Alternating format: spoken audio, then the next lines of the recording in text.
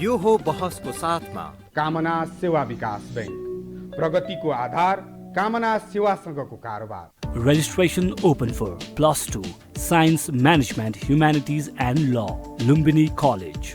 गर्वैदेखि बलियो भूगर्भ सिमेन्ट।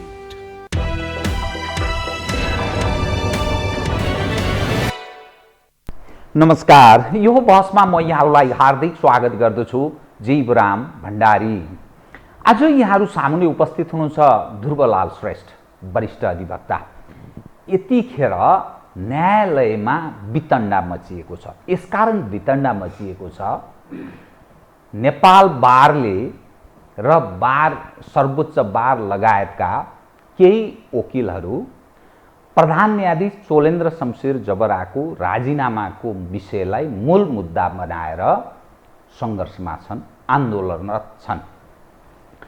सर्वोच्च अदालतका न्यायाधीशहरू क्रमशः प्रधान न्यायाधीशको अवज्ञा गरिरहेका छन् र इजलास बस्न सकेको छैन। कतिपय मुद्दाहरू सुनुवाई हुन सकेको छैन। एउटा अराजकताको अवस्था छ। त कार्यपालिका उपर पनि प्रश्न छ, व्यवस्थापिका उपर पनि प्रश्न छ र अब सिधै प्रश्न उठ्यो न्यायपालिका उपर, अर्थात् राज्यका प्रमुख 3 अङ्गमध्ये कार्यपालिका, व्यवस्थापिका, न्यायपालिका कुनै पनि अछुतो रहेन, विवादमुक्त रहन सकेन। आस्थाको धरोहर भन्छ नि केन्द्र, त्यो कतै कतै कतै खोज्दा पनि बाँकी नरहेको त्यस्तो दृश्य देखा पर्दैछ। आम मानिसमा एउटा निराशा पनि उत्पन्न भएको छ। अब के होला? चोलेन्द्र शमशेर जबराले राजीनामा दिए भने यो सम्पूर्ण समस्याको समाधान हुन्छ? यो एउटा अहम प्रश्न छ। ध्रुवलाल श्रेष्ठ व्यावसायिक हिसाबले, पेसाको हिसाबले भन्ने हो भने स्वतन्त्र ढङ्गले बोल्ने, लेख्ने त्यो ल्याकत र त्यो हैसियत राख्नुहुन्छ। त्यसकारण उहाँ आज म यसै विषयमा केन्द्रित रहेर विविध विषयहरूलाई उठान गर्ने प्रयत्न गर्नेछु। सर्वप्रथम म उहाँलाई स्वागत गर्छु। स्वागत छ यहाँलाई। म सिधै अब कहाँ प्रवेश गर्न चाहेँ भने यतिखेर मैले वितण्डा भन्ने भाषा प्रयोग गरेँ। न्यायालयमा बडा अप्ठ्यारो स्थिति छ। मुद्दाको सुनवाई भइरहेको छैन। न्यायाधीशहरू 19 जना न्यायाधीशमध्ये कतिपय न्यायाधीशले अवज्ञा गरेको स्थिति छ। वकिलहरू आन्दोलनरत छन्। मुक्कामुक्की छ, लाज शर्म, लाजको पसारो भन्छ नि, त्यो दृश्य पनि देखियो। बारलाई वार भन्न थालेका छन्। वार स्थल रहेछ यो भन्न थालेका छन्। त चोलेन्द्र शमशेर जबराको राजीनामाको जुन विषय छ, यदि चोलेन्द्र शमशेर जबराले यो दबावमा परेर राजीनामा दिए भने यो समस्याको समाधान, जुन तपसिलका विषयहरू उठेका छन्, यो समाधान हुन्छ कि अरू केही विषय, गुत्ती कुरो, गुह्य कुरो अरू पनि छ? म यहीँबाट सुरु गरेँ, कृपया। धन्यवाद जीवरामजी। धेरै गम्भीर परिस्थितिबारे हामी छलफल गर्दैछौँ र यहाँको प्रश्नको जवाफको क्रममा मैले विस्तृत विवरणमा जानुभन्दा अगाडि छोटकरीमा के निवेदन गरौँ भने, यो झलक्कै हेर्दाखेरि राजीनामा दिएपछि समस्याको समाधान हुन्छ, न्यायपालिका सुध्रिन्छ भन्ने एउटा आम जनमानसमा भ्रम पर्न सक्ने अवस्था त एकातिर छ। तर अहिले म विश्लेषण गर्दै जान्छु, त्यसपछि त्यसलाई मैले पुष्टाइ पनि गर्छु। एकदम ठिक। म धेरै प्रमाणहरू बोकेर आएको छु। म एकदम थोरै विषय सोध्छु, तपाईँको जवाफ मात्रै खास दर्शकलाई म प्रमाणको आधारमा बोल्छु। मैले भन्दै थिएँ यो झलक्कै हेर्दाखेरि वास्तवमा न्यायपालिका सुधार हुन्छ, राजीनामा नै दिएपछि समस्या समाधान हुन्छ भन्ने जस्तो। र विषय हेर्दाखेरि राजीनामाको कुरो बाहेकको कोणबाट पनि हेर्दा सम्माननीय प्रधान न्यायाधीशज्यू राजनीतिमा मुछिनु भएको जस्तो आरोप लागेको छ। यदि त्यो हो भने उहाँ त्यो पदका लागि वास्तवमा बसिरहन सक्नुहुने व्यक्ति पक्कै पनि रहनुहुन्न। रह्यो तपाईँको प्रश्न, राजीनामा दिएपछि समस्या समाधान हुन्छ कि हुँदैन? छोटकरीमा मैले भनौँ, उहाँले चुनौती दिनुभएको छ आफूमाथि लागेको आरोपलाई मलाई कारवाही गर न त, म कारवाही सामना गर्छु।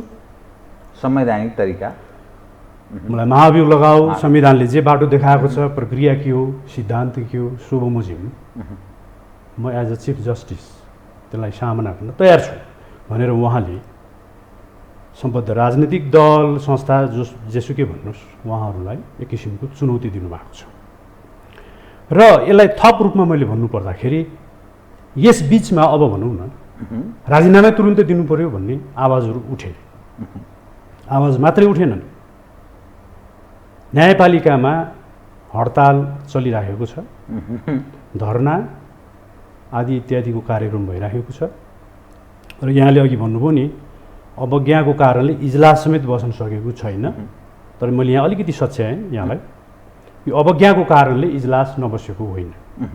अवज्ञा नहुँदै इजलासवाला न्यायमूर्तिहरू सबैले उहाँले राजीनामा नै दिनुपर्छ वा पदबाट हट्नुपर्छ भनेर उहाँहरूले बेन्च बहिष्कार गर्नुभएको।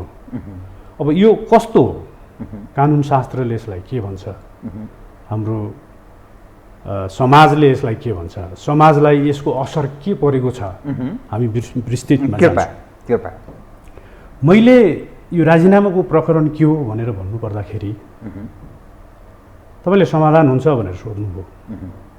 यो राजीनामाको कारणले यदि माग भए बमोजिम दबाब अहिले सिर्जना गर्न खोजिए बमोजिम सम्माननीय प्रधान न्यायाधीशज्यूले राजीनामा दिने हो भने अहिलेसम्म न्यायपालिकामा विशेष गरिकन पूर्व प्रधान न्यायाधीश कल्याण श्रेष्ठको पालादेखि जे जस्तो किसिमको विकृतिहरू सुरु भए न्यायाधीश नियुक्तिको प्रक्रियामा त्यहाँदेखि नै झ्याङ्गिएको यो सिन्डिकेट प्रणाली, अदालतभित्र सिन्डिकेट प्रणाली चलेको छ, त्यसले निरन्तरता पाउने, त्यो प्रणाली कायमै रहने स्थिति रहन्छ। थप अराजकतामा जान्छ। यो कसरी? अब मैले यति भनिसकेपछि कसरी जस्तै जब मेरो छाता सङ्गठन नेपाल बार एसोसिएसन नै धरना विरोधको कार्यक्रममा लागिरहेको छ, सम्माननीय प्रधान न्यायाधीशले तुरुन्तै राजीनामा दिनुपर्छ भन्ने दबाब सिर्जना गरिराखेको छ। म के भन्दैछु भने त्यो दबाब सिर्जना गर्ने कार्यले अहिलेसम्म जे जस्तो किसिमको व्यथितिले गर्दा न्यायपालिकाको आस्था डगमगाइराखेको छ, त्यसलाई गिजो ल्याइने प्रयास भएको छ, त्यसको निरन्तरता रहन्छ। त्यसकारण यदि न्यायपालिकाभित्र भएको विकृति विसङ्गतिका विरुद्धमा हामीहरू लक्षित भएका हौँ वा बारको कार्यक्रम लक्षित भएको हो भने के गर्नुपर्छ? के गर्नुपर्छ भने त्योभन्दा अगाडिदेखि भएको विकृति विसङ्गति जसको कारणले नै त्यहाँ सिन्डिकेट प्रणालीबाट न्यायाधीशहरू नियुक्ति भएका छन्, ती न्यायाधीशहरूले खचाखच पुनरावेदन अदालतदेखि सर्वोच्च अदालत भरिएको अवस्था छ। र यो भरिएको अवस्थाका न्यायमूर्तिहरू सबैले धेरै विवादित फैसलाहरू अहिलेको प्रधान न्यायाधीशको अन्तर्गत रहेर गरिराख्नु भएको छ। धेरै विवादित फैसलाहरू, त्यो एक फैसलामा हामी जान सक्दैनौँ, भ्याएसम्म हामी जाउँला। र मैले यसको पुष्टाइको लागि छोटकरीमा भने यसको निरन्तरता कायम गर्न सक्ने देखियो। त्यसकारण हामीलाई के लाग्यो भने हामीले धेरै अगाडिदेखि, म युएन सिस्टममा जानुभन्दा अगाडिदेखि नै हामीले यस्तो पत्रिकाहरू पनि लन्च गरेका थियौँ, भ्रष्टाचार विरोधी न्याय क्षेत्रमा नजिर यो पनि हामीले लन्च गरेका थियौँ। यहाँ हामीले न्यायाधीशले गर्ने जुन गल्तीपूर्ण काम आदेश फैसलाहरू छन्, वकिलहरूले गरेका काम कुराहरू छन्, जस्ताको तस्तै छाप्ने, त्यसलाई विश्लेषण गर्ने गरेका थियौँ। यो बिचमा रोकियो, म विदेशतिर पनि लागेँ र म फेरि आएको छु। सायद हामी यसलाई फेरि जगाउने प्रयासमा पनि छौँ। अब यस्तो आधिकारिक पत्रिकाहरूमा निस्केका कुराहरूदेखि अहिलेसम्म त झन् त्यति बेला अलिकति अन्डर द टेबल थियो कि जस्तो मलाई लाग्थ्यो, लुकाएर विकृति विसङ्गतिका कुराहरू। अब अहिले त न्यायाधीशहरूले हडताल गर्ने क्रम सुरु भयो। यो न भूतो न भविष्यति। भारतमा अलिकति कतै केही दिन भएको थियो 2-4 जना न्यायाधीशहरूले, तर संसारमा अरू ठाउँमा सिटिङ जस्टिसहरूले त्यो पनि सुप्रिम कोर्टको यसरी फेरि प्रधान न्यायाधीशकै विरुद्धमा बेन्च बहिष्कार त गर्ने, बन्दी प्रत्यक्षीकरण लगायतका कतिपय बालबच्चा, बन्दी, थुनुवा, महिलाहरूको हकाधिकार, जीवन रक्षा आदि इत्यादि हकाधिकार सन्निहित रहने मुद्दाहरू समेतमा उदासीन रहेर ढोका बन्द गरेर हडताल गर्ने, सामान्य मुद्दा खेपिरहेका झगडियाहरूको हालत त के छ जगजाहेर छ। सातुको पोको टाउकोमा बोकेर आउने तराईतिरका झगडियाहरूको हालत के हो होला? अहिलेसम्म यो स्थिति विद्यमान छ। तपाईँलाई लाग्ला ए बाबा प्रधान न्यायाधीशले बदमासी गरेको हुनाले हडताल गरे हो नि त, त्यो बदमासी रोक्नलाई गरे हो, मलाई त्यो थाहा छ। तर त्यो अर्थपरक हुनु पऱ्यो नि। त्यो हडताल गराइभित्र केही गुड रहस्यहरू लुकेको छ भने त्यो गुड रहस्य लुकाउने हिसाबले यस्तो किसिमको धरना हडतालहरू गर्नु हुँदैन। तर यसलाई गर्ने नै हो भनेदेखि त त्यहाँ जे समस्याहरू लेखबद्ध रूपमा देखा परेका छन् त्यो समस्याभित्रबाट आउनु नहुने मान्छेहरू नियुक्तिमा ल्याइएका छन् र तिनीहरूले सिन्डिकेट चलाएर अदालतलाई वास्तवमा बदनाम गरिराखेका छन्। त्यतातर्फ हेरिनुपर्छ र यसलाई स्थायी रूपमा समाधानको बाटो खोज्नुपर्छ। आमूल रूपमा त्यो भ्रष्टाचारलाई निर्मूल गर्नुपर्छ। अदालत एज अ होल गलत व्यक्तिहरूको कब्जामा गयो भनेर यसरी बुझ्नुपर्ने भयो त्यसो भए। अब यस्तो भनौँ जीवरामजी, मैले तपाईँकै यस मिडियामा यसभन्दा अगाडि अदालत कब्जामा गएको छ भनेर बोलेको छु। मैले त्यसलाई दोहोऱ्याउन चाहन्न। त्यति बेला मैले प्रमाणिक रूपमा धेरै कुराहरू राखिनँ होला, केही म प्रमाण बेगर त बोल्दिनँ। तर पनि म अहिले यति घतलाग्दा कुराहरू जो कानुन क्षेत्रका सबै मान्छेलाई त थाहा छ, आम मानिसलाई थाहा छ, आम मानिसलाई थाहा छ, सुनौ न, आम नागरिक सुनौ कृपया। त्यो त्यतातिर म आउँछु बिस्तारै। तपाईँको प्रश्नकै सवालमा पनि म अलिकति के आउँछु भने नि किन यस्तो परिस्थिति सिर्जना भयो, यो अवस्थाको सिर्जना के कारणले भयो? यो कारण बहुधा मैले कल्याण श्रेष्ठले नियुक्त गरेको कल्याण श्रेष्ठदेखि उनी प्रधान न्यायाधीश भएदेखि विकृतिको चाङ बढ्दै बढ्दै बढ्दै गयो, अर्को विकृत हुँदै गयो। हो, त्यस्तो कुरालाई त मैले भने आधारको रूपमा। अब त्यो के हो त त्यस्तो विकृति? त्यतातिर म यी प्रमाणहरूबाट पुष्टाइ गरेर त आउँछु नै। तर अहिलेको परिवेश जसरी खडा भयो नि त्यसलाई मैले जानेसम्मका कुराहरू मलाई लाग्छ, मैले जानेर अहिले राखिसकेका कुराहरू बहुसङ्ख्यक कानुन व्यवसायी साथीहरू, मोस्टली युथ लयर्स है, युवा साथीहरू, उहाँहरूको भावनालाई मैले रिप्रेजेन्ट गर्छु जस्तो मलाई लाग्छ। किनकि झन्डै 20,000 जति सदस्यता भएको नेपाल बार एसोसिएसनको त्यो छाता सङ्गठनले अहिलेको यो हडताल आह्वान गर्दाखेरि 100 जना हार्डली त्यो पहिलो दिनमा, अझ हिजो त त्यो पनि घटेको छ। एज अ होल वकिलहरू आन्दोलनमा छैनन् भन्न खोज्नु भयो? त्यो छैन, म आफै छैन। म अस्ति पहिलो दिन नेपाल बारले उर्दी जारी गरेको थियो कालो कोट लाएर आउने भनेर। सायद म मात्रै रहेँ, म सेतो कोट लाएर गएको थिएँ।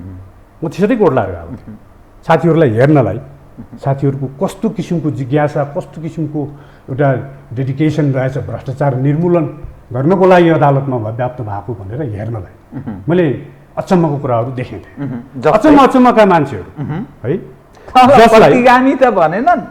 अब भन्ने कुराहरू त अब धम्की पनि आउला, गाली गर्लान्, होइन, कारवाही गर्नुपर्छ भन्ला। म एकदमै खुसी साथ त्यो सामना गर्न तयार छु। उहाँहरूले कारवाही गर्नुहोस्, हामीले यो सत्य कुरा ओकलेर बोलेको, आम जनमानसलाई यो कुरा सुसूचित गर्ने प्रयास गरेको विषय अपराधजन्य हुन्छ भनेदेखि त मैले त सजाय भोग्नुपर्छ नि है।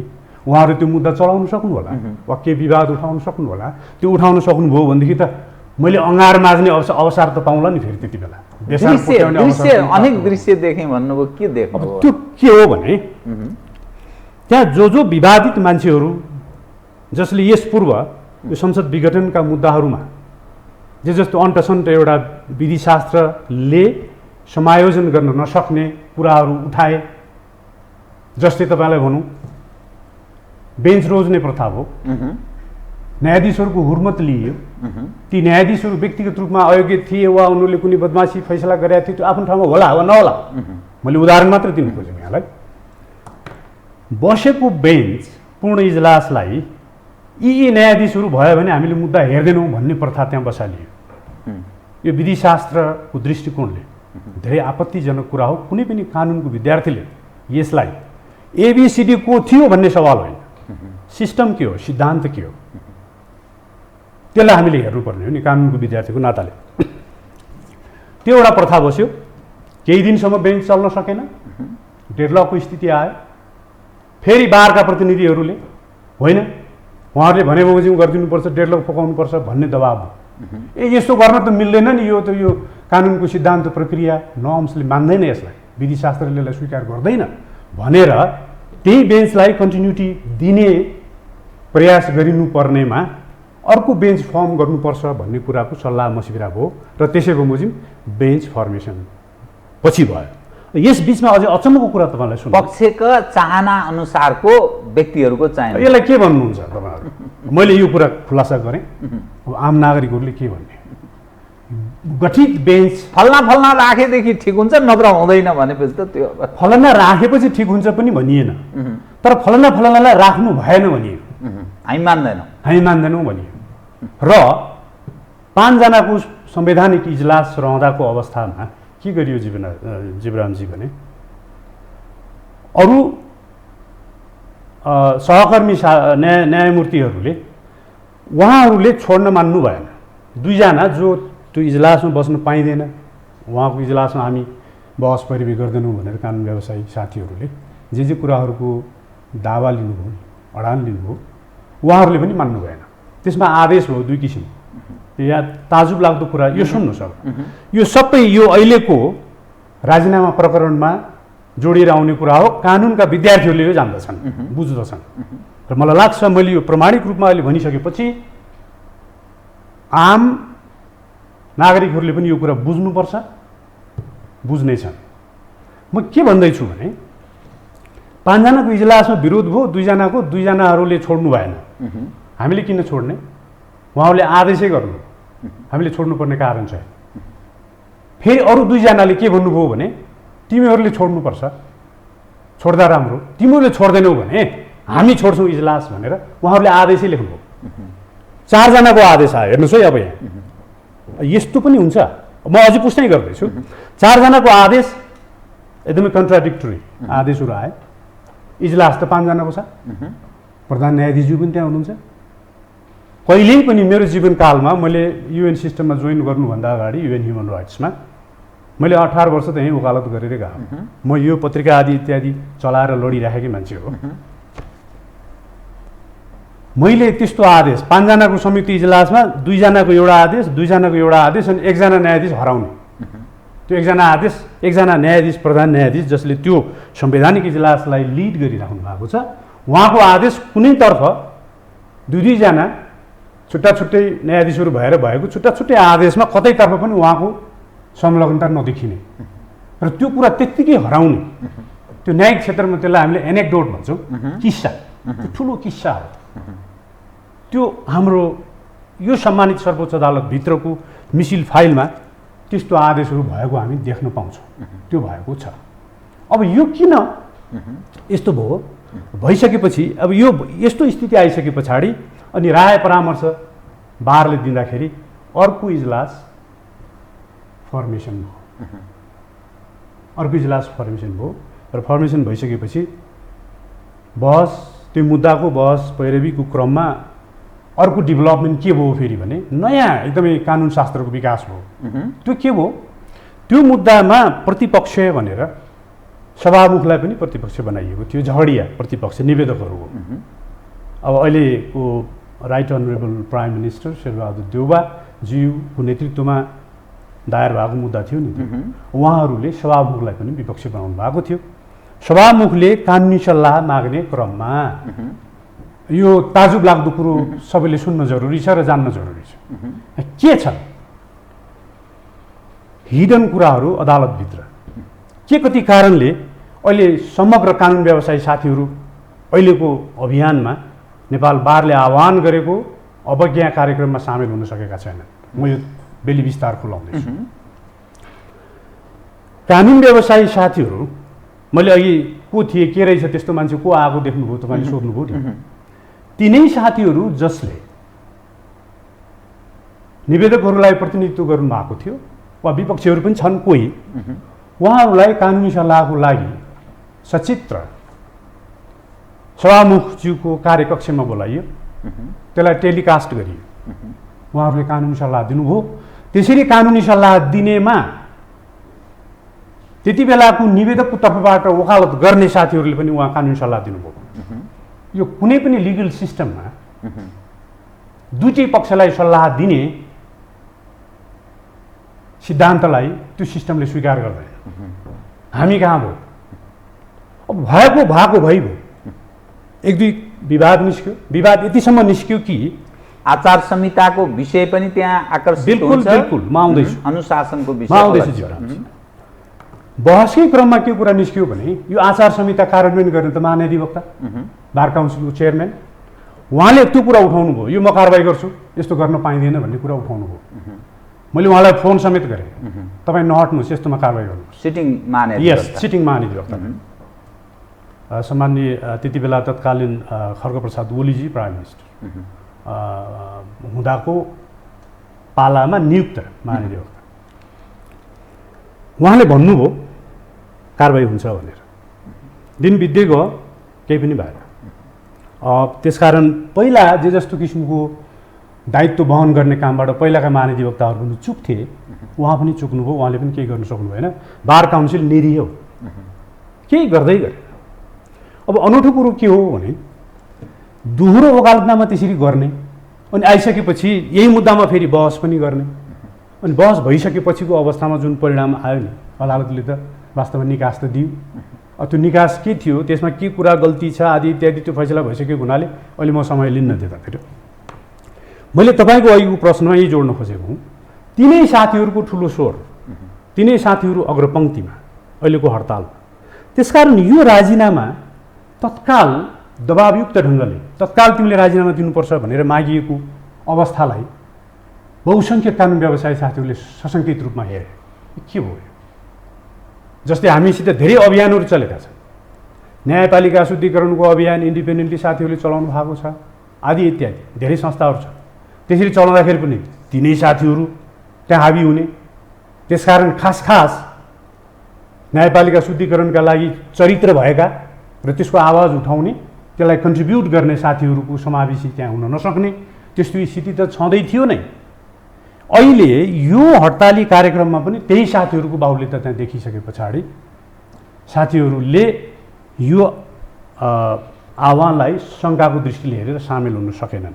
र सबै साथीहरूको भनाइ के पनि छ भने भ्रष्टाचारको विरुद्ध बार लागेको हो र न्यायपालिकालाई शुद्धिकरणतर्फ वास्तवमा अभिमुख गर्न लागि हो भने तरिका त यो हो नि। त्यहाँ त भ्रष्टाचारका बिउहरू लामा धेरै जराहरू छन्, नियुक्ति गरेदेखिका मान्छेहरू। ती नियुक्ति भइसकेपछि ती मान्छेहरूको पर्फर्मेन्स कस्तो भएको छ, तिनीहरूलाई कहाँ कसरी खटाइएको छ, विवाद उठ्दाखेरि कस्तो किसिमको कारवाही गरेको देखाइएको छ वा छैन, धेरै कुराहरू म अहिले प्रस्ट्याउँछु। यो भइसकेको हुनाले अब हामीले के कुरो राख्यौँ भने व्यक्तिगत रूपमा पनि यतातिर जाउँ न, यसलाई निर्मूलन गर्ने कामतिर लागौँ, यसलाई स्थायी रूपमा निर्मूलन गरौँ। यो राजीनामाले त तपाईँले जसरी प्रश्न गर्नुभयो नि मलाई, राजीनामा नै आउने हो सम्माननीय ज्यूबाट भने एउटा चोलेन्द्रको ठाउँमा अर्को चोलेन्द्र आउने हो। त्यसले त्यहाँ विकृत भएर सडिसकेको सिस्टमलाई सुधार्न सक्दैन। न्यायपालिका वास्तवमा विकृत भएको छ। सम्मानित त्यो हाम्रो आस्थाको धरोहर हो, न्याय मन्दिर हो। त्यसलाई भजाएर खाने, न्यायाधीशको पद धारण गर्ने, वकिलको ठुला वकिल हुँ भनेर पद धारण गर्नेहरू, ल अफिसर बन्नेहरूको सिन्डिकेटले यो बिग्रेको छ, यसलाई बिगार्न कोसिस गरिएको छ। त्यसकारण हाम्रो भनाइ के रह्यो भने यसलाई जरैदेखि उखाल्ने प्रयास गरौँ न त। यो राजीनामा त किन चाहियो? राजीनामा मात्रै दिएर उम्किने हो भनेदेखि त उम्काउने हो त। यदि बदमासी एउटा जान्छ अर्को आउँछ त, यदि त जरैदेखि उखेल्ने हो भने के गर्ने? म आउँछु, मैले अलिकति यता भन्न बाँकी नै छ, म आउँछु तपाईँको प्रश्नमा एकदमै सिलसिलेवार आउँछु। मैले के भन्दैछु भने उहाँले त राजीनामा दिनु नै, मलाई कारवाही गर नि त। मैले गल्ती गरेर रहेछु भने मलाई कारवाही गर भनिसकेपछि प्रधान न्यायाधीशले मलाई संविधान कानुन बमोजिम कारवाही गर भन्नुभन्दा के भन्न मिल्छ? उहाँले त्यो भनेर बसिराख्नु भएको छ भने त्यो गर्ने बित्तिकै भोलि कारवाही गर्ने बित्तिकै त के हुन्छ भने उहाँको निवृत्ति भरण रोकिएला, उहाँलाई खोटो बनाउला नि त कानुनले, संविधानले। त्यो पद महाभियोगै लागेपछि त ती सबै चिज उहाँको सुविधा पनि जाने नै भयो, जाने भयो। त्यो महाभियोग पारित हुनु पर्यो, दुई टाइपको मात्रै। अनि अर्को इम्पोर्टेन्ट कुरा के हो भने नि जीवरामजी, धेरै सिरियस कुरा, कृपया, उहाँलाई खोटो त बनाउला र फेरि उहाँको ठाउँमा आउने मान्छे अनि त त्यसपछि त सजग होला नि त। उहाँले त्यस्तो किसिमको गल्ती यदि थियो जसका कारणले उहाँलाई महाभियोग फेस गर्नु पर्यो, महाभियोगबाट गुज्रिनु पर्यो, उहाँको जिन्दगीमा धब्बा लाग्ने किसिमको निर्णय भए भन्ने जस्तो कुरालाई यदि हामीले मान्नुपर्ने हुन्थ्यो भने त्यसैका कारणले डरका मारे पनि अरू प्रधान न्यायाधीशहरूले त्यस्तो किसिमको एउटा प्रयास त गर्नुहुन्थेन होला। काम कारबाही थप नगर्लान्, सचेत होलान् भन्ने एउटा कुरा। र अर्को के हो भने राजीनामा मात्रै दिएर पठाउने हो भने के अहिलेसम्म भएका गल्तीपूर्ण फैसलाहरू जसले उसले बदमासी गरेको देखिन्छ कसैले पनि ती कुराहरू यदि उहाँसित पनि सन्निहित छ भने अनि उहाँले उन्मुक्ति पाउने हो त। हामीले यसलाई यसरी हेर्यौँ, राजीनामाको कुरा होइन कि कानुनले तिमीले राजीनामा देऊ भनेर मैले भनेर राजीनामा दिने होइन नि। दबाबमा 5 वटा अवस्थाहरू छन् संविधानमा प्रधान न्यायाधीशको पद खाली हुने, एउटा राजीनामा पनि पर्छ। त्यो राजीनामा उसले स्वविवेकले ऐच्छिक विषय भयो, ऐच्छिक विषय राष्ट्रपति समक्ष दिने हो।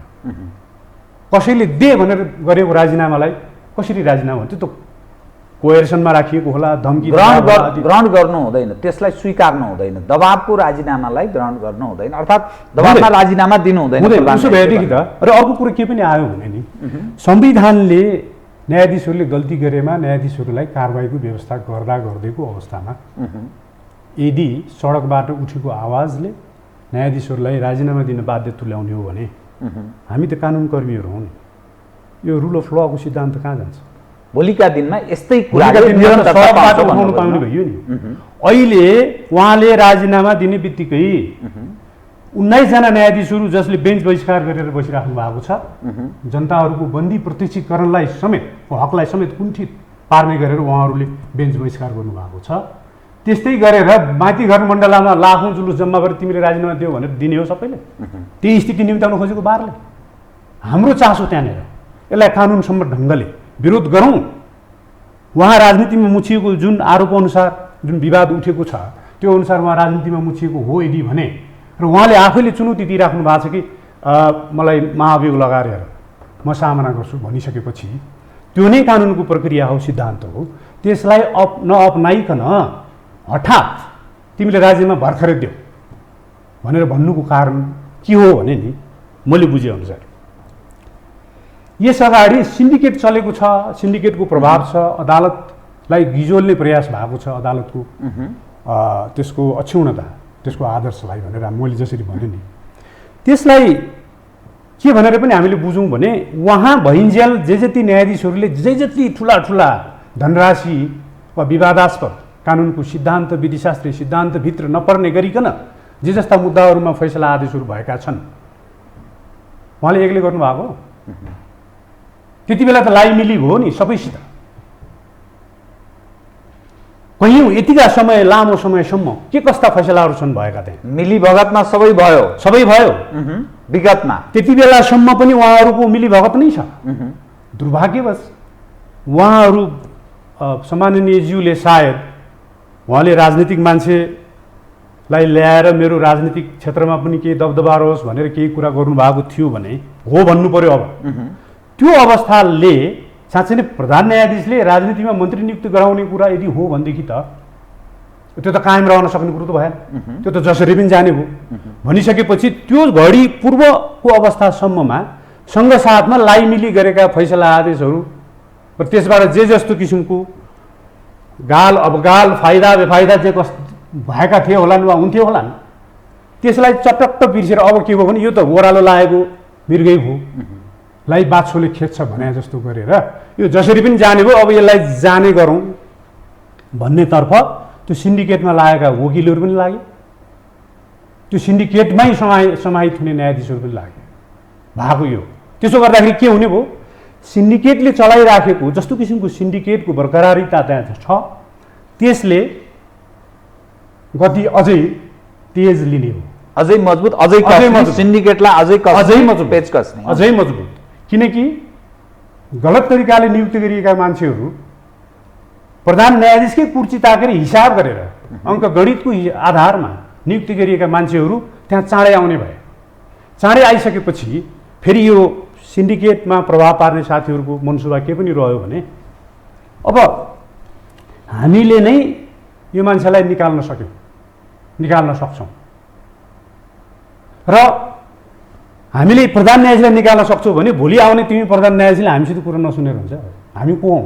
दबदबा त्यो पक्षको रहने भयो, दबावमा प्रभावमा परेर उसले फैसला गर्ने भयो भोलिका दिन। र अहिलेको अवस्था के हो जीवरामजी भने अझै योभन्दा पनि थप कुरा भनौँ, बार एसोसिएसनलाई पनि हामीले जे भन्यो त्यही गराउँछौँ। भएको यही हो, निर्णय गराउँछौँ हामीले, जे भन्यो त्यही हुन्छ।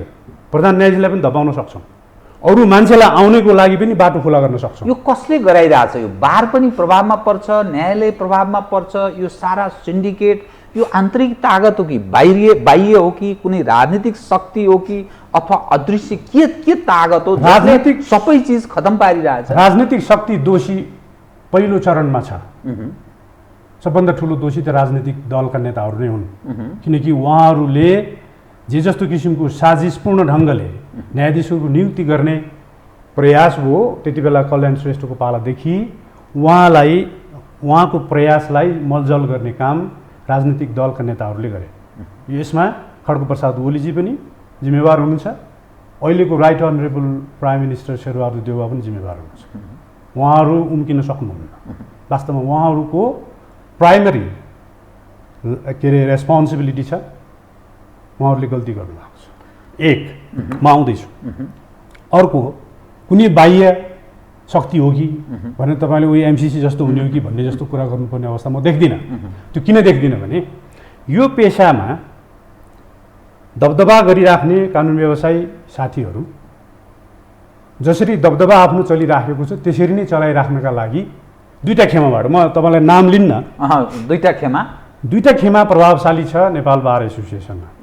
एउटा कम्युनिस्ट ब्लक, यो एमाले गुटको साथीहरू, अहिले कम्युनिस्ट भनौँ न, म त नाम दिनु पनि जान्दिनँ कुन के हो मलाई थाहा छैन, समग्र कम्युनिस्ट है, समग्र कम्युनिस्ट हसिया हथौडा मार्का हो हैन, एउटा यो काङ्ग्रेस समर्थक गुट। अब यिनीहरू नै बारमा आलो पालो गरेर आउने अवस्था अहिलेसम्म विद्यमान हो। यो राजीनामा प्रकरणमा कसरी पोलराइज ध्रुवीकरण कसरी भएको छ? म भन्दैछु त्यसरी भएको होइन, फेरि काङ्ग्रेस र कम्युनिस्टको त्यसरी भएको होइन, त्यसरी भएको हो जस्तो मलाई लाग्दैन। मैले के भन्दै थिएँ भने दुईटा बलिया खेमाहरू जसले बार हमेसा कब्जामा लिन सक्छ। अब त्यहाँ बार त्यो एउटा खेमाको नेतृत्व एउटा वकिलले गर्छ, ठुलो वकिलले। मैले भनेपछि मेरो खेमा मान्छ भन्ने सिन्डिकेटको कुरा मैले गरेँ नि। अनि अर्को खेमामा पनि त्यस्तै एउटा मान्छे छ, मैले भनेपछि बार सबै खेरिक्क लागि पर्छ। एउटाले भनेपछि कम्युनिस्टलाई समर्थन गर्ने वकिलहरू, कम्युनिजमतिर लाग्ने वकिलहरू, त्यो एउटा नेताको पछाडि उसले हाम्रो नेता हो, हामीले दाइ हो, सर हो, भइहाल्छ भनेर मान्नुपर्ने अवस्था आउने। र त्यस्तै अर्को डेमोक्रेटिक साइडबाट पनि कोही नेताले नेतृत्व गर्ने र मैले भनेपछि विरोध हुन्न भन्ने।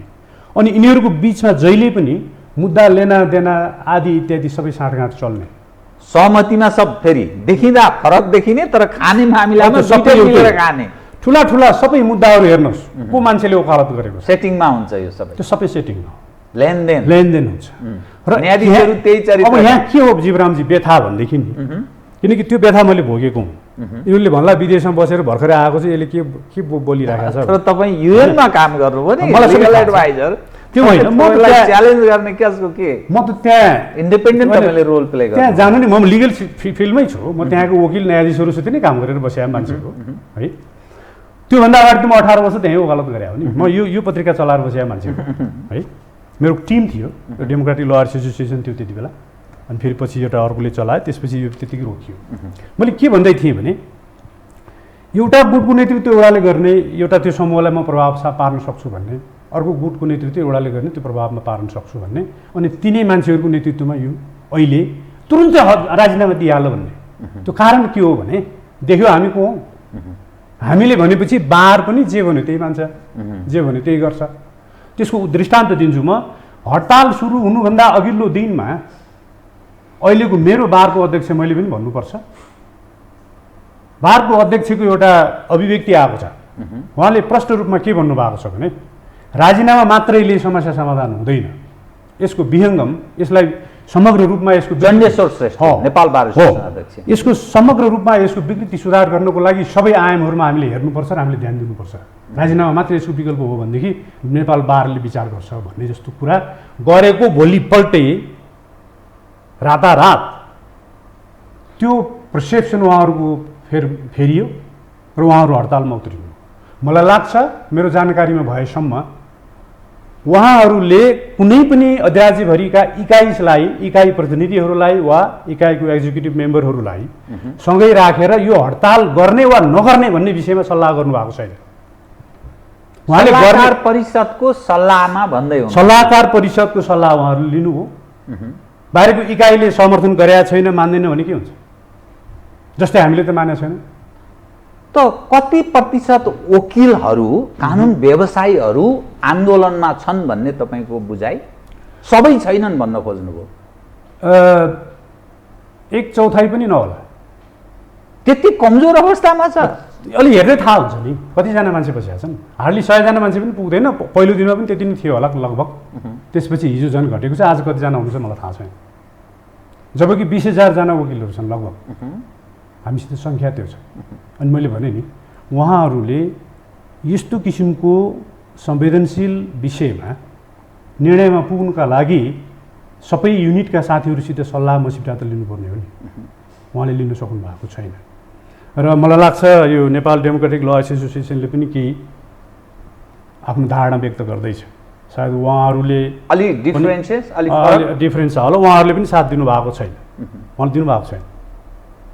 अब मैले के भन्दै थिएँ भने नि यो यस कारणले उहाँहरूले प्रभावमा पारेर यो हठात यस्तो किसिमको निर्णय गरियो।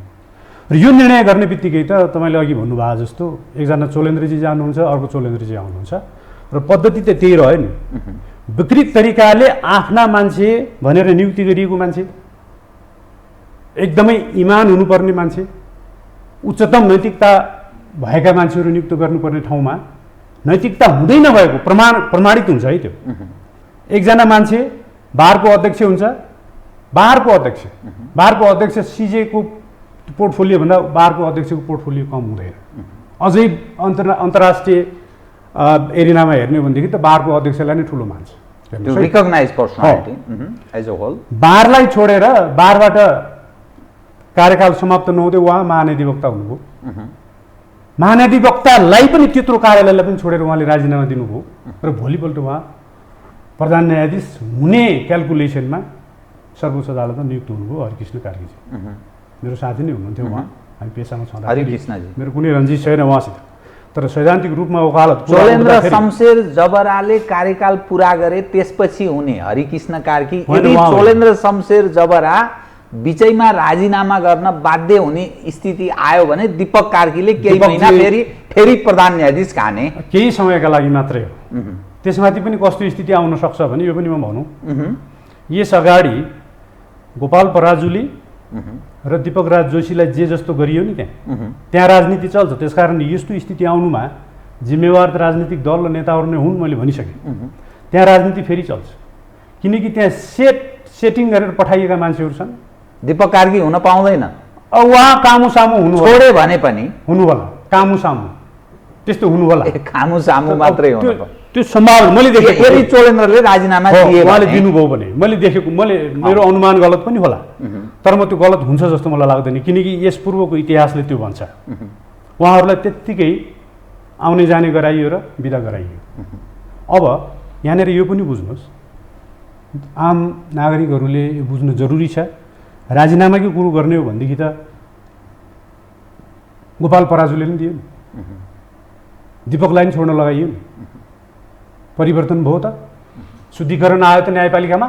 मेरो यो बार एसोसिएसनका पदाधिकारीहरूलाई प्रश्न, उहाँहरूले राजीनामा दिन लगाएको शैलीले अहिले चोलेन्द्रजीलाई बहिर्गमन गराउने हो भने जिम्मा लिन सक्नुहुन्छ न्यायपालिका सुधार्ने?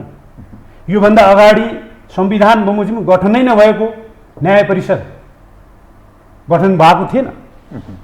त्यसरी नियुक्त गरिएका मान्छेहरू कोही आवाज सुनेर त्यही सिन्डिकेटलाई फेरि फलीभूत बनाउनका लागि बारले निर्णय गर्ने कि खासमा विकृतिहरूलाई हटाउनको लागि बारले निर्णय गर्ने, यो त हुनु पर्यो नि।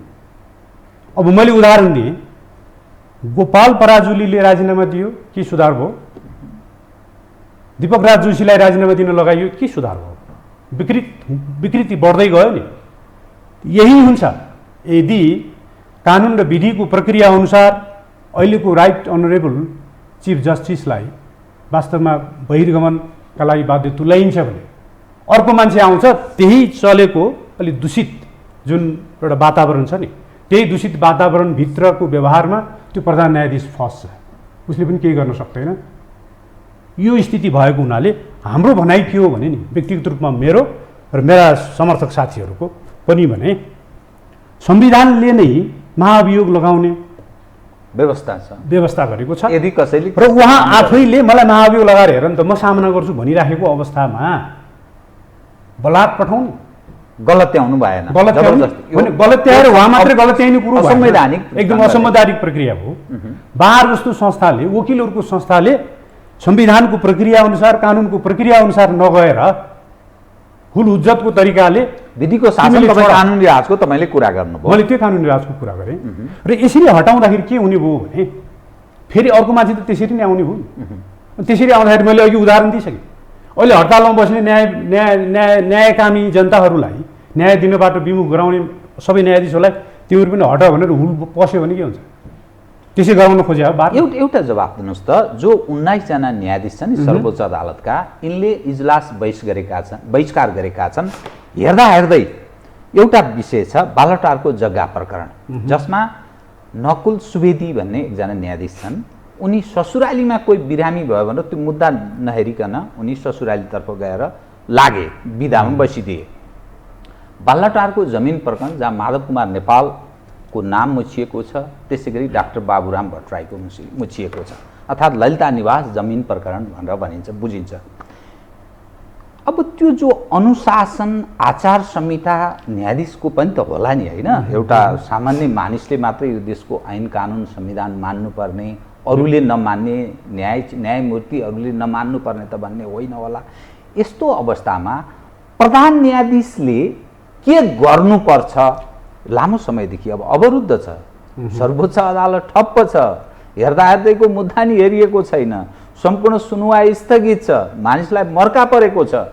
यस्तो के गर्ने? अब सुनुवाई हुन सकेको छैन। हामी के भन्दैछौँ भने अझै हिजो मात्रै यो सुनुवाई हुनुपर्छ भनेर बारलाई के अरे अदालतलाई यस्तो डेडलकमा पुर्याउनु भएन भनेर विज्ञापन पत्र दिने एक समूह पनि गएको छ हिजो नेपाल बारलाई। त्यो समूह मलाई लाग्छ अर्को एउटा समूह छ, यो के पार्टी स्वागत नेपालको, उहाँहरू सबै बहसका लागि तयार हुनुहुन्छ। सायद मेरो आज पेशी छ एउटा मुद्दामा, त्यो मुद्दा बेन्च बस्यो भने म पनि जान्छु, मान्छेहरू जान तयार छ। अब समस्या के छ भने बेन्च बहिष्कार गर्ने न्यायमूर्तिहरूले उहाँहरूको आफ्नो एक्सनलाई कसरी जस्टिफाई गर्न सक्नुहुने हो त्यो थाहा छैन हामीलाई, त्यो कानुनले मिल्दैन। उहाँहरूले हडताल गर्ने, तलब खाने, जनताहरू न्याय नपाएर पिल्सिया छन्, कोही मान्छे थुनिया होलान्, पुलिसले यातना दिया होला, त्यस्ता मान्छेहरूको बन्दी प्रत्यक्षीकरण जस्तो रिट आदि आउँदाखेरि पनि त्यसमा हुन नसक्ने, त्यो कुरा त राम्रो भएन नि। यो त अराजकता भएन, यो अराजकता हुन सक्छ। म देख्छु चोलेन्द्र शमशेरजीले राजीनामा दिनु भएन भने नैतिकताको आधारमा यी 19 जना न्यायाधीशले राजीनामा दिनुपर्ने अवस्था आउन सक्छ। उहाँहरूले आफूले हडताल गरेको कुरालाई, मैले यसभन्दा अगाडि एउटा एफएममा बोलेको छु, उहाँलाई राजनीति नै गर्ने हो भनेदेखि त जागिर छोडेर कुनै संस्थानहरूमा जागिर खान बसेको हो नि त, अनि ट्रेड युनियन खोल्ने अनि त्यहाँ राजनीति गर्ने।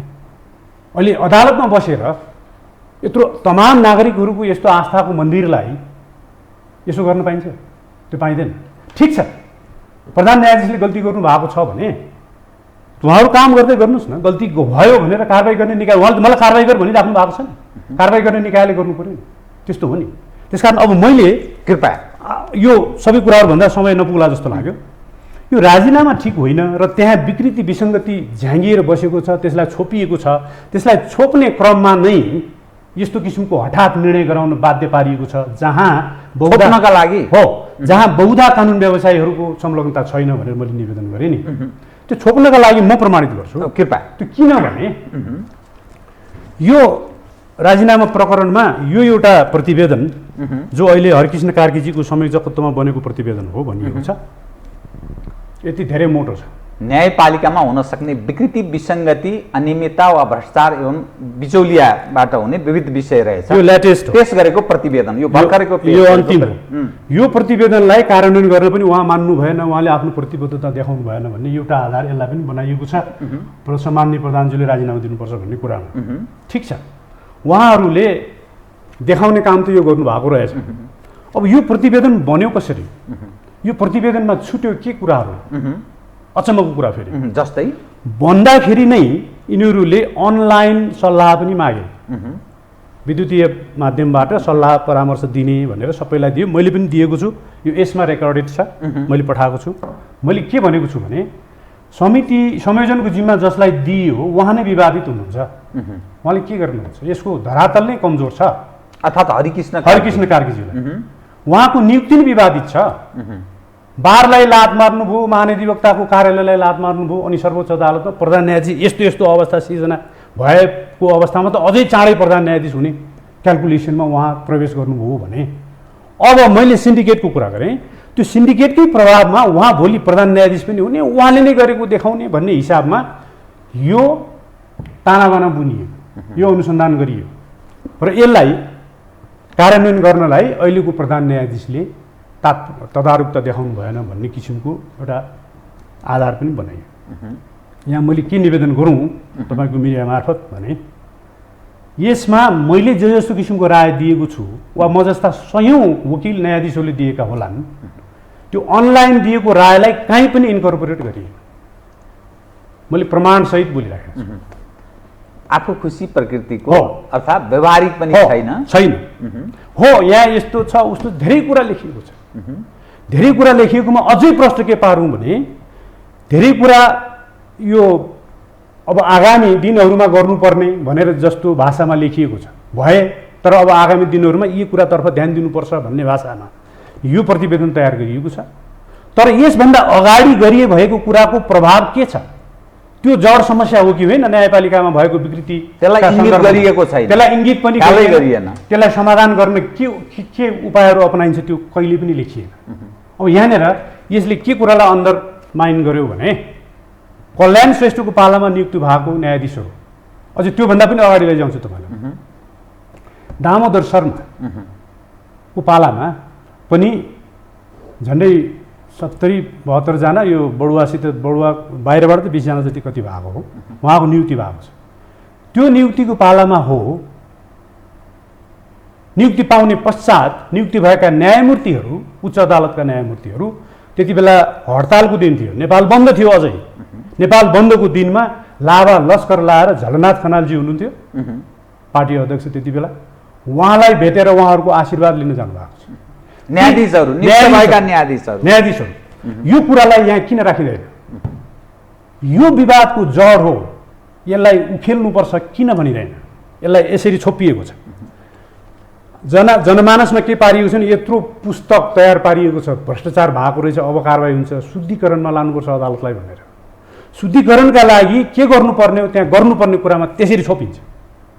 र ती न्यायाधीशहरू मात्रै होइनन्, सुशीला कार्कीले 80 जना न्यायाधीश नियुक्ति गर्दाखेरि मध्यरातमा मैले आर्टिकल लेखेको छु, विदेशबाट सुशीलाले पनि भ्याइन्, मैले भन्दैछु 80 जना उहाँले नियुक्ति गर्दा त न्याय परिषदको मिटिङ बस्ने दिन 2 बजेसम्म न्याय परिषदको मिटिङ बस्नेमा 2 जना त्यो कोरम पुर्याउन आएका वैद्यनाथ एकजना हो, एकजना के सिटोलाजी हुनुहुन्थ्यो। उहाँहरू आउँदाखेरि आज नहुने भनेर उहाँले फिर्ता पठाएर त्यसको बेलुका राति सुशीला कार्कीजीको क्वार्टरमा मिटिङ बोलाएर मध्यरातमा यसको भट्टाभट गरियो। सबै यो वर्षमान पुन समेतका राजनीतिक व्यक्तित्व भएका मान्छेलाई, नेतालाई, राजनीतिक नेतालाई त्यहाँ राखेर यो निर्णय गरिएको छ। अब यो जनताले थाहा पाउनु पर्दैन सुशीला कार्की को हो भनेर। यस्तो निर्णयलाई लुकाइएको छ। रातारात यसरी निर्णय गर्यो। यसरी नियुक्त भएका मानिसहरू, राजनीतिक अभिष्ट बोकेका मानिसहरूले अदालत खचाखच भरिएको छ। यतातर्फ केही नभन्ने प्रतिवेदनमा यस्तो तमासा हुँदाखेरि बारले मुखमा चाबी लगाएर बस्ने, बारले के पनि नबोल्ने। आज प्रधान न्यायाधीशले म कारबाही सामना गर्छु संविधान बमोजिम मानहानि महाअभियोग लगाऊ भन्दाखेरि होइन तिमी भर्खरै राजीनामा देऊ भन्ने, यसको सान्दर्भिकता के हो? यसलाई हामीले बुझ्नु नपर्ने? सबै भेडाहरू हुनुहुन्छ वकिलहरू, हामी त्यो भेडा हुने वर्गमा हामी पर्न चाहँदैनौँ। त्यसकारण हाम्रो यसमा सहमति छैन। यसले भ्रष्टाचारलाई उन्मूलन होइन कि यसलाई ढाकछोप गर्ने प्रयास गरिराखेको छ, यसलाई निरन्तरता दिने प्रयास गरेको छ भनिएको छ।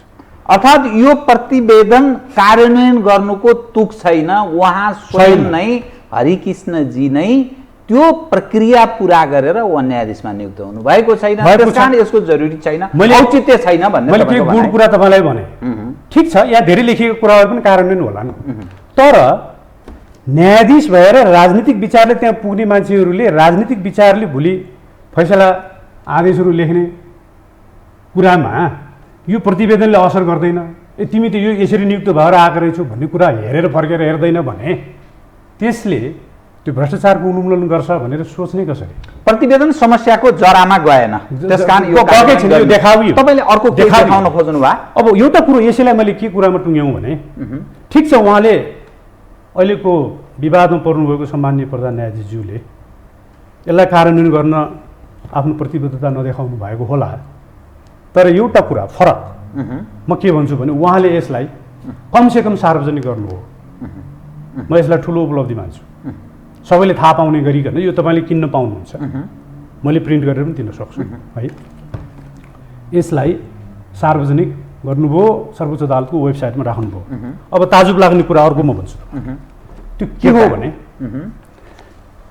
64 सालमा सर्वोच्च अदालतले यो श्रीहरि अर्यालको नेतृत्वमा यो प्रतिवेदन तयार गर्यो। न्यायपालिका बिचौलियाहरू छन्, भ्रष्टाचार व्याप्त छ, यसलाई विशेष कदम चाल्नुपर्छ भनेर। यसलाई कहिले पनि सार्वजनिक गरिएन, यसलाई गोप्य राखियो। अब मान्नुहोस् यो गोप्य राख्ने काम पनि चोलेन्द्र शमशेरले गरे हो, होइन नि? आज पूर्व न्यायाधीश बनेर प्रधान न्यायाधीश बनेर समूह गठन गर्नेहरूले त्यति बेला के हेरेका थिए? उहाँहरू निकै मसिहा बन्नुहुन्छ, सब ढाकछोप गर्नुहुन्छ। यसलाई देखाउनुहुन्न। मैले यो पुस्तक देखाउँदैछु तपाईँ, यहाँभित्र के छ यहाँ जाने भने अचम्म पर्नुहुन्छ, समयले भ्याउँदैन। यो पुस्तक हो, यसलाई गोप्य राखियो, अहिलेसम्म यो सार्वजनिक गरिएको छ। त्यसपछि 66 मा अर्को रामप्रसाद श्रेष्ठको संयोजकत्वमा सर्वोच्च अदालतको न्यायाधीश, उहाँको संयोजकत्वमा अर्को प्रतिवेदन बन्यो। यसले पनि अदालतभित्र व्याप्त भ्रष्टाचार छ, वकिलहरूले भ्रष्टाचारी गर्छन्, सामेल छन् भन्ने कुरा लेखेको छ। यसलाई पनि वेबसाइटमा राखिएन, तपाईँले माग्न जाँदैन, पाउन सक्नुहुन्न। यसरी गोप्य राखियो। अब हेर्दै जानुहोस्। त्यसपछि 72 सालमा यो माननीय न्यायाधीश गिरीशचन्द्र लालको प्रतिनिधित्वमा अर्को एउटा प्रतिवेदन तयार पारियो। यसले त अझै न्यायाधीश वकिलहरू होटलसम्म जान्छन्, सुरासुन्दरीको कुरा समेत यसमा गरेको छ। यसलाई पनि गोप्य राखियो। यसलाई कहिले पनि कार्यान्वयनमा ल्याउन सकिएन। र यहाँ यसरी काममा यस्तो देखाउने, सर्वोच्च अदालतमा हामी काम गर्दैछौँ भनेर देखाउने, अनि कार्यान्वयन गर्ने बेलामा यो मात्रै यसरी किन नगरेको भनेर यहाँ कराउने, यसलाई देखाएर यसलाई कमसेकम यो प्रतिवेदन अहिले वेबसाइटमा राखिएको छ। अनि यो कुराहरूलाई पनि अन्तरङ्गमा कता कता राखिएको छ। त्यो पहिला उठाएको कुराहरू पनि कार्यान्वयन गर्नुपर्ने भनेर मेरो भनाइ के हो भने अहिलेसम्मका प्रधान न्यायाधीशहरूले कसले के हेरे, यसलाई किन लुकाएर राखिए भनेपछि कत्रो जरा छ, कत्रो एउटा डिजाइन छ सर्वोच्च अदालतको न्याय सम्पादन गर्ने, सर्वोच्च अदालतको अक्षुण्णतामाथि नकारात्मक असर पार्ने, त्यसलाई एउटा पैसाको मड्केलो बनाउने र मानमर्दन गर्ने काम न्यायाधीश वकिलहरूबाट कसरी भएको छ भनेपछि यस्तो कुरा हुँदाखेरि यसको प्रयोजन, यसको कार्यान्वयन किन हुँदैन भनेर बारले किन कुरा नउठाउने? बार के हेरेर बस्ने? अहिलेको बारको साथीलाई मात्रै म भन्दिनँ, सबै बारहरूले बोल्नुपर्ने कुराहरू अहिलेसम्म बोलेको अवस्था रहेन। यति मात्रै होइन, नियुक्ति गर्दाखेरि हिजैसम्म, अस्तिसम्म पनि यो केपी खड्गप्रसाद ओलीजी प्रधानमन्त्री हुँदाखेरि पनि सर्वोच्च अदालतमा भएको नियुक्तिहरूमा भागभण्डाबाट नियुक्ति भएको छ। दीपकजीकै नाता पर्नेहरू कोही पोखरा पुनरावेदन अदालतमा हुनुहुन्छ, कोही कहाँ हुनुहुन्छ। दीपक भने दीपक कार्की अर्को श्रीमानहरू हुनुहुन्छ त्यहाँ न्यायाधीशहरू, उहाँका कोही साली कोही के नाम दिन सक्छु, मसित सबै कुराहरू छ। यस्तो किसिमको भागभण्डामा हुँदाहुँदै त्यो भागभण्डाको प्रसङ्गमा उहाँले राजनीतिमा हात हाल्नु भएछ क्या र प्रधान न्यायाधीशज्यूले। अनि यसलाई त ढाकछोप गर्न सकिने, यो यसैको शीर्षकमा यो गइहालोस्, अहिले हामी पनि चोखिन्छौँ, हामीले पनि यसलाई गलत तयार फाले जस्तो पनि हुन्छ भनेर त्यसमा सारथीको भूमिका खेल्ने हाम्रा मठाधीश वकिल साथीहरू। त्यस्तो भएको हुनाले अर्को पनि कुरा, अचम्मको कुरा गरौँ तपाईँलाई, यो दिलीपजीको पालामा हो। यो के भयो भने सिडी काण्डको नामबाट एउटा यो हिमाल पत्रिकाले ब्लो अप नै निकाल्यो दिलीपज्यूको फोटोसहित। त्यसले ठुलो भूकम्प गर्यो। दिलीप पौडेल उहाँ प्रधान न्यायाधीश हुनुहुन्छ, उहाँको बिचरा फोटै निस्क्यो कभर पेजमा, सिडी काण्ड भनेर। त्यहाँ अनुसन्धान समिति बन्यो। अनुसन्धान समिति भन्दाखेरि सिडी काण्डमा सामेल हुने मान्छे सुन्नुहोस् लाई के गरियो, बयान गराइयो, उसको स्वर छ, अडियो प्रमाणहरू सबै राखियो, उसलाई कारवाही गरियो, यहाँबाट कता कतै पठाइयो, स्थानान्तरण गरियो, ठाउँ सरुवा गरियो। हुँदा ल्याएर अहिले त्यही मान्छे अहिले सर्वोच्च अदालतको प्रवक्ता छ, अहिले मुद्दा शाखाको चिफ हुँदै अहिले प्रवक्ताको रूपमा बसिरहेको छ। अब नागरिकले बुझ्नु पर्यो नि यो कुरा बारले कहिल्यै बोल्दैन। त्यसकारण म भन्छु बारका साथीहरूलाई, म यहाँबाट एलान गर्न चाहन्छु, तपाईँहरू बारको अस्तित्वलाई पनि बिटुल्याउनु भएको छ। तपाईँहरूले बोल्ने कुरा बोल्न सक्नुहुन्न, तदर्थवादमा चल्नुहुन्छ। अनि देखावी जनताहरूलाई भ्रममा पार्ने, तपाईँहरूले हामीलाई त भ्रममा पार्न सक्नुहुन्न नि, त्यसकारण जनताहरू पनि भ्रममा पर्नु हुँदैन। यो हो खासियत। यो भ्रष्टाचारलाई रोक्नका लागि, अदालतमा सुधार गर्नका लागि यो गर्नुपर्छ भनेर अहिले मैले बोल्न आएको कारण त्यो हो। विकृति विसङ्गति साराको चाङ रहेछ जो स्वच्छ न्याय। चाङमा एउटा कुरा थपिहाल्नु सम्झेँ मैले भन्दै थिएँ, हरिकृष्ण कार्कीजी जसरी 3टा छलाङ मारेर सर्वोच्च अदालत छिर्नुभयो नि सेटिङमा, त्यसरी नै छलाङ मारेर कोही परिषदको सचिवबाट रजिस्ट्रार, महारजिस्ट्रार, पुनरावेदन अदालतको न्यायाधीश अनि एकैचोटि सर्वोच्च अदालतको न्यायाधीश, उहाँहरू पनि त्यहीँ विराजमान हुनुहुन्छ। मैले यसको मोडालिटी बताएको नि, यी सबै सेटिङका प्रमाणहरू, विकृति र भ्रष्टाचारका प्रमाणहरू, नत्र त्यो कसरी हुन्छ।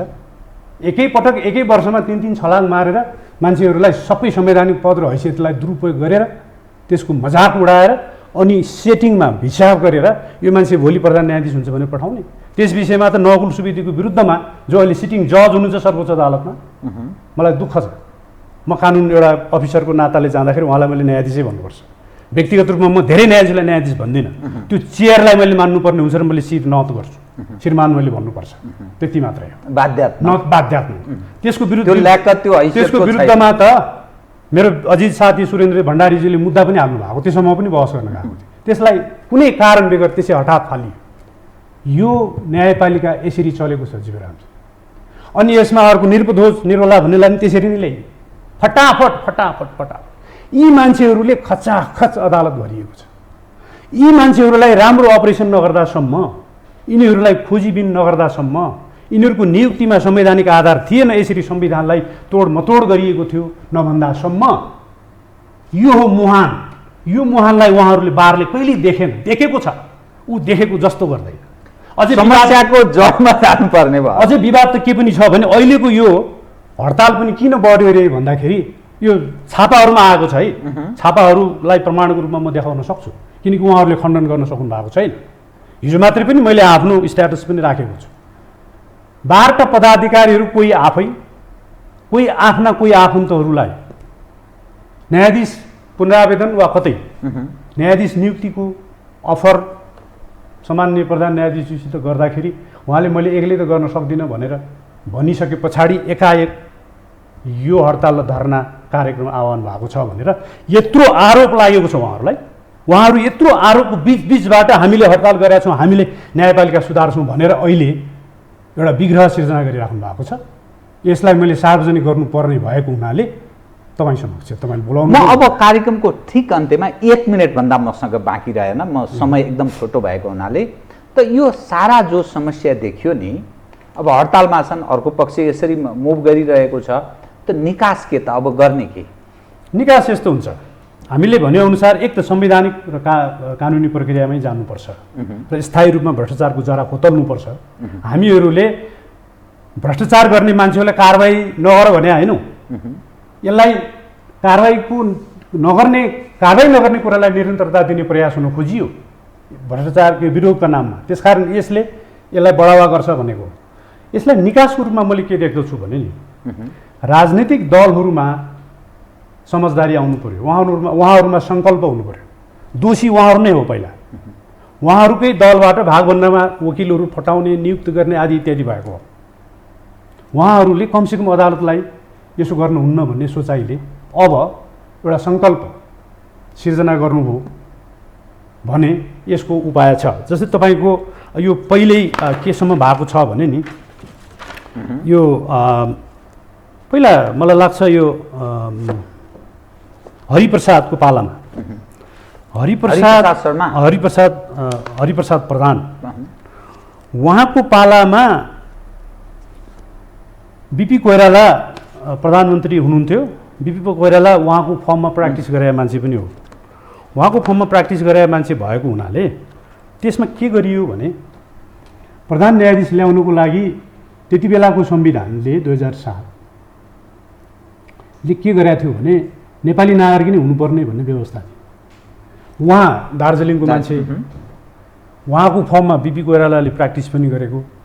उहाँले के गर्नुभयो भने उहाँलाई ल्याउनुका लागि त्यसमा संशोधन गर्नुभयो र उहाँलाई ल्याउनुभयो। उहाँलाई ल्याइसकेपछि उहाँले के गर्नुभयो भने उहाँले राजाले भनेको पनि नमान्ने। उहाँले त साँच्चै न्यायमूर्ति, हामीले पनि एउटा उपमाको रूपमा उहाँहरूलाई लिन्छौँ। उहाँले दरबारले भनेको पनि नमानिसकेपछि दरबारको लागि त्यो काउस हो। अब के गर्ने उपाय नि? राम्रो काम गर्नेलाई त त्यसै हटाउन सकिन्छ, कानुन संशोधन गर्न सकिन्छ, मैले भन्न खोजेको। उहाँले 2013 अब कतिमा हो यो के गर्नुभयो भने त्यो 2007 सालको अन्तरिम संविधानले जे जस्तो किसिमको व्यवस्था गरेको छ त्यो मौजुद रहँदै त्यति बेला सर्वोच्च न्यायालय के भन्ने प्रधान न्यायालय त्यो प्रधान न्यायालयलाई खारेज गरेर सर्वोच्च अदालत भन्ने 2013 कतिको ऐनबाट त्यो सर्वोच्च अदालतको नामाकरण गर्नुभयो र उहाँलाई पजनी गरियो। किन उहाँलाई राख्नु थिएन, ऐन नै यस्तो स्पेसिफिक ऐन ल्याइयो त्यो प्रोस्पेक्टिभ इफेक्ट दिने गरेर कि उहाँलाई पजनी गरियो। त्यस्तै 19 सालको संविधान अन्तर्गत पनि त्यति बेला 4 टायर सिस्टम थियो नि अदालत, जिल्ला अदालत, पुनरावेदन अदालत र क्षेत्रीय अदालत थियो र सर्वोच्च अदालत। विश्वनाथको पालामा पनि त्यति बेला त अझै निजामती कर्मचारी सरह हुन्थे सर्वोच्च अदालत बाहेकका न्यायाधीशहरू। उहाँहरूले सबै न्यायाधीशहरूले निरन्तरता नपाउने गरिकन यो 2007 सालको संविधान बनाइसकेपछि क्षेत्रीय अदालतको फर्मेसन भयो अनि त्यहाँ नियुक्ति त्यसरी भए। र अहिले के निकास मैले देख्दछु भने पक्कै पनि महाभियोग चलाउनुको लागि 2/3 बहुमत चाहिन्छ। 2/3 बहुमत चाहिने गरिकन कन्सेन्सस डेभलप गर्न त सक्छ नि सांसदहरूले, त्यो गर्नु पर्यो नि, त्यो सङ्कल्प चाहियो उहाँहरूलाई। त्यो 2/3 बहुमत गरिसकेपछि उहाँहरूले के पनि गर्नु पर्यो भने यो कल्याण श्रेष्ठको पाला वा त्योभन्दा पूर्वकै पालामा पनि छ भने गलत तरिकाले अहिले यसरी न्यायपालिकाले दूषित गर्ने गरिकन जस्तो किसिमबाट नियुक्ति गरिएको छ त्यसको आधार हेर्नु पर्यो। त्यो आधार हेर्नु पर्यो, आधार हेर्ने कानुनलाई ल्याउन सक्नु पर्यो, उहाँले ल्याउन मिल्छ। अनि त्यसपछि के गर्नु पर्यो भने क्याडर बेसमा आउने जजहरू छन् उनीहरूलाई ल्याउनु पर्यो। क्याडर बेसमा आउने भनेर न्याय सेवाबाट आएका अहिले 2जना जो अहिले सर्वोच्च अदालतमा एकै 3-3 पटक छलाङ मारेर पुग्ने साथीहरू हुनुहुन्छ नि, उहाँ न्यायमूर्तिहरू अहिले हुनुहुन्छ, उहाँहरूको नियुक्तिलाई पनि हेरिनुपर्छ। उहाँ बाहेकका क्याडर बेस जजहरूलाई वास्तवमा यसलाई एलिभेट गरेर ल्याउन सकिने अवस्था त छ नि। त्यो किसिमको कानुन राजनीतिक दलका नेताहरूले प्रतिबद्धताका साथ त्यो सङ्कल्पका साथ ल्याउन सक्नु पर्यो र यसलाई स्थायी रूपमा निकास दिन सक्नु पर्यो। होइन भने मसित अहिले हेर्नुहोस् यो 100 कतिजना 47 कतिजना साथीहरू यो भाइबर लाइनमा छन्, न्यायमूर्ति साथीहरू, मैले उहाँहरूको पनि भोइसलाई मैले रिप्रेजेन्ट गरिराखेको छु। उहाँहरू रोइ कराइ गर्नु भएको छ। यो अहिले जे जस्तो किसिमको यो सिन्डिकेट चलिराखेको छ र जे जस्तो दबाब बार एसोसिएसनले दिइराखेको छ नि, यो सबै कुरालाई ढाकछोप गरेर जस्ता न्याय सेवाबाट आएका न्यायाधीशहरूको दुःखद पक्ष अर्को छँदैछ। उहाँहरू जस्तो अन्यायमा त सबभन्दा अन्यायमा ती पक्ष परेका छन्। उहाँहरूले आवाज पढेका सबै ज्ञान राख्ने ती चाहिँ नहुने अर्को कार्यकर्ता उहाँहरूले किन आवाज निकाल्न सक्नुहुन्न? उहाँको बाध्यता के हो त मैले बुझिसकेको छैन। खालि हामीलाई भन्नु छ लौ न हाम्रो कुरा राखिदिनु पर्यो। तिमीहरूलाई के भएको छ तिमीहरू राख्न सक्दैनौ? हस्, म यहाँसँग अरू कुरा गर्न चाहन्थेँ, समयले यहाँभन्दा मैले दिन सक्ने स्थिति भएन। कार्यक्रममा आइदिनु भयो, धन्यवाद छ यहाँलाई। Thank you. आदरणीय दर्शकवृन्द, उहाँ हुनुहुन्थ्यो ध्रुवलाल श्रेष्ठ, वरिष्ठ अधिवक्ता, समसामयिक विषयलाई केन्द्रमा राखेर गरिएको कुराकानी। म सहित मेरो सम्पूर्ण युनिटलाई कार्यक्रमबाट बिदा दिनुहोस् र यो टेलिभिजन हेर्दै रहनुहोला। नमस्कार।